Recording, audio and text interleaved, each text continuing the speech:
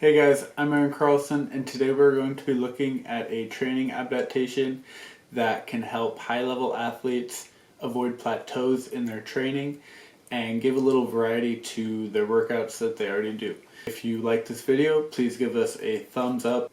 And as usual, this channel is about jumping, so if you like jumping, please subscribe to the channel. Helps me out a lot, and yeah, let's get to this video. So today we're going to be looking at something called cluster training. Now, I've done a little research on cluster training. I've read an article called Cluster Training, a Novel Method for Introducing Training Program Variations.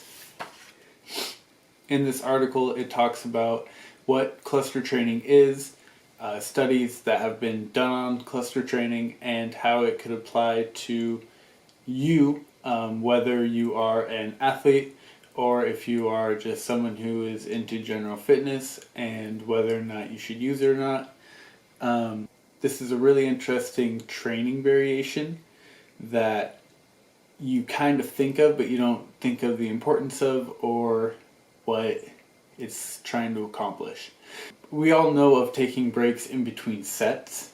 What cluster training is taking breaks in between each rep. And this is a lot different from, let's say, a traditional weightlifting approach where if we're doing a set of 5, then we're doing 1, 2, 3, 4, 5.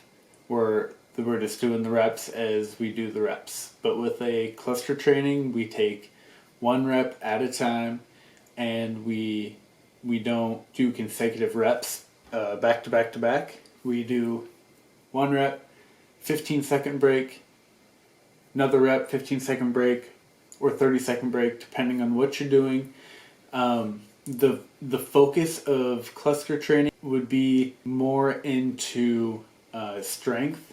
Now, the important thing that they found about cluster training was that as you do each rep, you start to perform the same amount of power output each rep, opposed to a traditional style where you are performing each rep and your power output is going down, so you're not moving the bar as fast. And we do this a lot where, especially powerlifters and stuff, when you see a deadlifter, they take really, really long breaks, even in between. If they're doing like a 5x5, they do one pull on a deadlift, they put it down, they take their time, they hunker in, they get set up. It takes about 15 seconds for them to get from 1 rep to the next rep.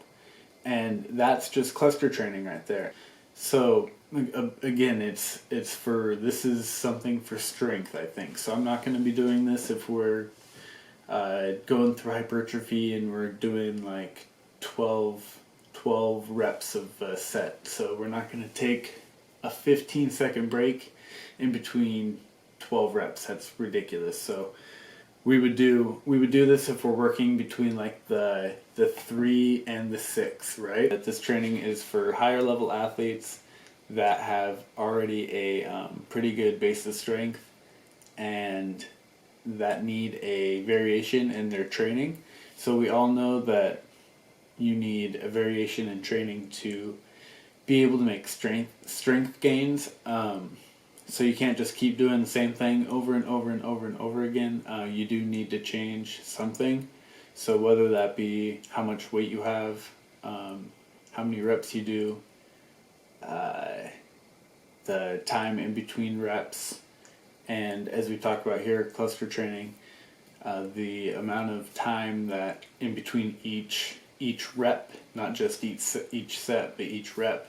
So there's a ton of different ways to incorporate change into your training, which will make changes in your body.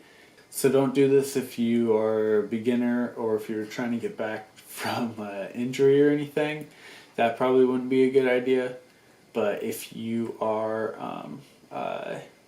someone who needs another little boost to their training, this is for you. So yeah, give me a Comment if you have any questions, if you would like me to kind of go over any other training styles. If you like this style of video, let me know. But yeah, give me some feedback. Love to hear it. Love to talk to you guys a little more, and see kind of what you would like to hear from me. Have a great day. Thank you for watching, and I will see you next time.